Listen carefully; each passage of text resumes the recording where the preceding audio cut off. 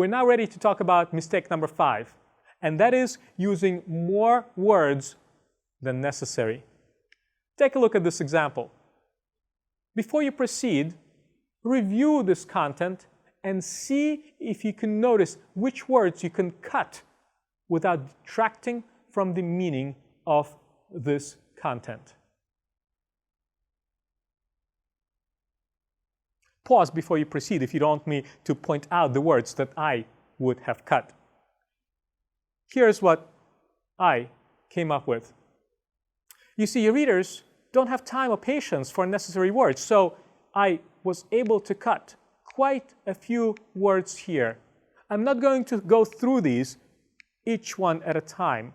I want to show you that there are so many words that don't belong here. And what I recommend is that you review these materials before you proceed to the next screen and see if you agree that the words that I was able to eliminate indeed don't detract from the meaning. In fact, just the opposite. The fewer unnecessary words you include, the less distracted your reader is. The less energy they will waste reading this paragraph, and the more energy they will have left to read the rest of your content. So your readers don't have time or patience for unnecessary words, as we just discussed. And if you look at this paragraph, you will see that this is the finalized version of the paragraph that I presented in a redlined manner on the previous screen. It's significantly shorter than what you saw before. It is more succinct, it is more direct, it is much more effective. In fact, this paragraph is now only 72 words. The original one contained 119 words, and that is a 39% reduction. That's significant. So here's my advice for being succinct. I recommend that whenever you draft a paragraph, challenge yourself to shorten that paragraph by at least 20%. 20% sounds like it would be a hard task to do, but you will be surprised how much you can cut from the paragraph after you've had a chance to review it. This is a game that I play myself, and I am surprised that even if I try to draft the original version of my paragraph, being very careful about which words I use, I am almost always able to cut it after I review it by at least 20%, oftentimes more than that. Give it a try to some of your paragraphs. You will see how successful you will be. Try to get to the point faster. Remember, your readers want to get your key takeaways right away, so don't beat around the bush. Just say what you want to say.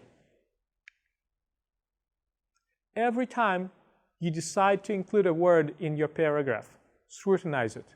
Scrutinize each and every word, or better yet, scrutinize each word that you include in your writing. And my advice, when in doubt, cut it out. If you're not sure whether a given phrase, sentence, word should be there, then maybe it shouldn't. Just get rid of it. And then review your content and see if you're still able to relay your idea with fewer words. Cut it out. Could I have said, when in doubt, cut it? Is the word out even necessary here?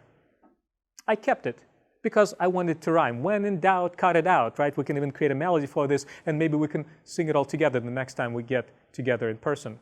My point is that sometimes you want to keep the extra words to achieve a specific objective, but make sure that you have a reason for every word in your writing. This is a hard thing to do, especially if you're in a hurry, especially if you're drafting an email message that you want to send out right away. It's very hard for me to slow myself down and force myself to reread what I just wrote and look for opportunities to shorten my writing.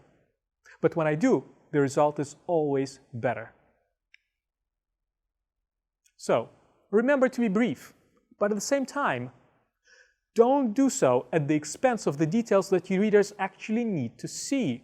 So sometimes, when you review your writing, you will notice that certain information is missing.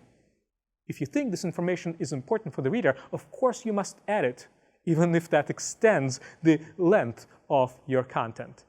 So include just the word that you need, but don't forget to supply the information that your readers expect to see in your writing.